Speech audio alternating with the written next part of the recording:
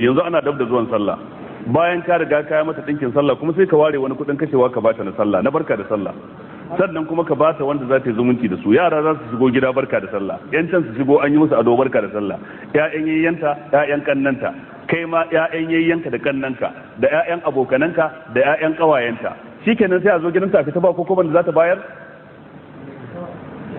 Amma idan ka ɗanyen canji ka bata, ka ɗanyen ƴan matsabbai ka bata, wannan barka da sallah ki raba yara barka da sallah, ma'ana ka fice ta kunya.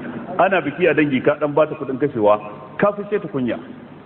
Duk wannan yana daga cikin abin da ke ƙara daɗin zama, kuma wannan abin da za ka yi shine abin da zai mai da kai cikin mafificin al'umma, tunda manzo Allah ce khairukum li ahlihi wa ana khairukum li ahli.